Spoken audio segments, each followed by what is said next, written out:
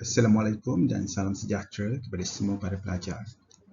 Untuk membantu anda menulis proposal dan menulis laporan akhir penyelidikan, tuan-tuan, puan-puan, saudara-saudari, para pelajar semua, anda perlu membaca seberapa banyak artikel untuk membantu anda mendapatkan idea penyelidikan, menulis latar belakang kepada penyelidikan, mengenal pasti model kajian yang sesuai untuk dilakukan penyelidikan, menyokong hipotesis, membahaskan hipotesis, mengulas perkembangan kajian yang dilakukan.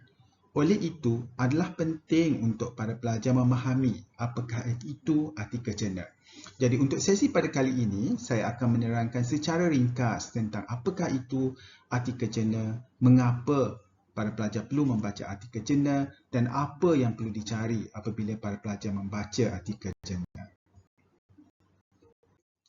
Artikel jurnal merupakan penulisan penyelidikan ataupun penulisan akademik yang melaporkan hasil kajian ataupun hasil penyelidikan. Dan untuk menerbitkan sebuah artikel jurnal, ia telah melalui proses penilaian, penyemakan, pewasitan. Oleh itu, artikel-artikel jurnal penyelidikan yang telah disiarkan merupakan artikel jurnal yang telah lepas ataupun telah lulus proses pewasitan. Komponen utama bagi artikel jurnal ada tajuk, ada abstrak, ada latar belakang, ada pengenalan, ada literature, ada metodologi, ada hasil kajian atau juga dipanggil dapatan, ada perbincangan dan ada kesimpulan. Selain itu, dalam artikel jurnal juga ada senarai rujukan yang digunakan oleh pengkaji dalam menyiapkan sesuatu artikel. Rujukan-rujukan ini adalah mustahak untuk memastikan semua perbahasan, penerangan ataupun penjelasan dalam sesuatu artikel disokong oleh literature ataupun artikel yang telah diterbitkan terlebih dahulu dalam topik yang berkaitan ataupun isu yang bersambungan dengan kajian yang dilaporkan. Oleh itu, apabila para pelajar membaca artikel jurnal, maklumat penting yang perlu dicari ataupun perlu diteliti pada suatu artikel jurnal ialah lihat isu. Baca pada muka surat pertama ataupun kedua sesuatu artikel biasanya akan dinyatakan apakah isu kajian yang ingin dikaji. Sebagai contoh, isu kajian berkaitan dengan kelemahan prestasi ataupun penurunan prestasi perusahaan kecil dan sederhana.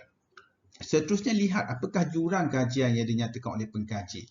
Jurang kajian ini biasanya merujuk kepada apa yang telah diketahui dalam literature ataupun apa yang telah dikaji oleh pengkaji-pengkaji terdahulu dan apa yang masih tertinggal, apa yang belum dikaji. Itulah jurang. Jurang kajian juga boleh merujuk kepada kajian sesuatu topik atau isu mungkin telah dilakukan namun masih ada jurang dari segi kaedah, dari segi metodologi, dari segi pemboleh ubah misalnya. Jadi wujud jurang di situ dan jurang inilah yang akan dijadikan asas untuk seseorang pengkaji mengemukakan sesuatu cadangan penyelidikan. Kemudian para pelajar boleh teliti objektif. Apabila sesuatu artikel penyelidikan ataupun kajian dilakukan, mesti ada dinyatakan objektif kajian. Cuba baca bagaimana objektif itu ditulis. Dan lihat pattern. Apabila para pelajar membaca banyak artikel penyelidikan, lihat bagaimana setiap pengkaji mempersembahkan objektif kajian. Dan cara atau penggunaan perkataan, cara mempersembahkan objektif kajian oleh pengkaji-pengkaji ini boleh para pelajar pilih ataupun sesuaikan dengan cara yang akan para pelajar gunakan untuk menulis objektif kajian. Jadi kita belajar melalui contoh, kita belajar melalui cara yang telah digunakan oleh pengkaji-pengkaji terdahulu. Maka ini boleh membantu para pelajar untuk memahami cara yang betul, cara yang tepat untuk menulis objektif kajian. Kemudian persoalan kajian. Lihat bagaimana para penulis mempersembahkan persoalan kajian. Para pelajar juga boleh mengikut teknik yang sama, pendekatan yang hampir serupa, cara persembahan persoalan kajian ditulis. Kemudian lihat apakah metodologi sesuatu kajian yang digunakan. Cuba teliti apabila membaca sesuatu artikel jurnal, bagaimanakah kaedah kajian atau metodologi kajian dilaporkan. Selain daripada itu, artikel jurnal juga melaporkan dapatan kajian. Cuba teliti, baca bagaimana cara sesuatu data kajian dan analisis, bagaimana ia disimpulkan dan bagaimana perbincangan hasil kajian itu dikaitkan dengan objektif kajian. cara dan pendekatan yang digunakan ini boleh digunakan oleh para pelajar untuk melaporkan laporan kajian masing-masing. Oleh itu, apabila para pelajar membaca banyak artikel, para pelajar akan dapat bukan sahaja maklumat yang dilaporkan oleh artikel-artikel berkenaan, tetapi juga dapat menyerapi ataupun mendalami pendekatan, kaedah ataupun cara persembahan laporan kajian. Bagaimana pengkaji menulis objektif kajian, bagaimana pengkaji menulis persoalan kajian, bagaimana pengkaji melaporkan metodologi kajian dan juga bagaimana pengkaji membincangkan hasil dapatan kajian. Okay. Apabila kita mencari artikel jurnal, bahan bacaan itu sangat luas, banyak sekali. Namun adalah mustahil untuk para pelajar memastikan sebahagian besar, mungkin 90% daripada bahan bacaan yang digunakan dalam senarai rujukan untuk menyediakan laporan penyelidikan itu termasuk dalam kategori artikel-artikel terkini. Artikel-artikel terkini itu biasanya diterbitkan dalam tempoh 5 tahun terkini. Misalnya sekarang 2024. Okay.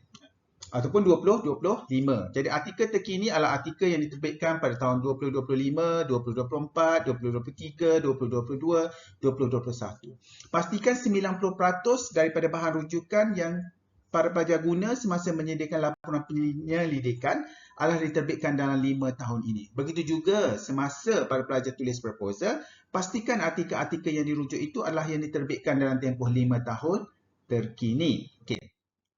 Okey, jadi caranya untuk mereview sesuatu artikel jurnal, apabila para pelajar dapat suatu artikel jurnal, bagaimana nak review? Pertama, bacalah abstrak. Baca abstrak itu cuba faham isu kajian. Apa isu utama, apa persoalan utama, apa objektif utama, apa metodologi kajian, apa dapatan kajian. Baca seminit lalu. Ini semuanya biasanya ada ditulis dalam abstrak. Kemudian selepas baca abstrak, dah kenal pasti apakah isu kajian yang dikaji, lihatlah pula secara terperinci bagaimana kaedah kajian dilakukan. Biasanya kaedah kajian ini turutlah melaporkan instrumen kajian ataupun soal selidik yang digunakan. Kemudian lihat, teliti apakah penemuan kajian, itu dan bagaimana penemuan kajian dibincangkan. Adakah penemuan kajian itu konsisten dengan kajian-kajian lepas ataupun tidak konsisten dengan literature. Ini juga perlu diberi perhatian oleh para pelajar. Kemudian lihat apakah jurang yang dinyatakan oleh pengkaji dan jangan lupa juga untuk baca apakah cadangan pengkaji untuk kajian masa hadapan. Cadangan oleh pengkaji ini untuk kajian masa hadapan boleh menjadi idea kepada para pelajar untuk menyediakan proposal penyelidikan. Okey, sebelum kita selesai sesi ini, kita uji sedikit kefahaman kita tentang artikel jurnal. Apakah itu artikel jurnal? Adakah ia majalah umum? Adakah ia nota kuliah? Adakah ia penulisan akademik yang melalui proses peer review ataupun adakah ia laporan yang tidak mempunyai rujukan? Jadi jawapannya adalah C. Terima kasih. Jumpa lagi.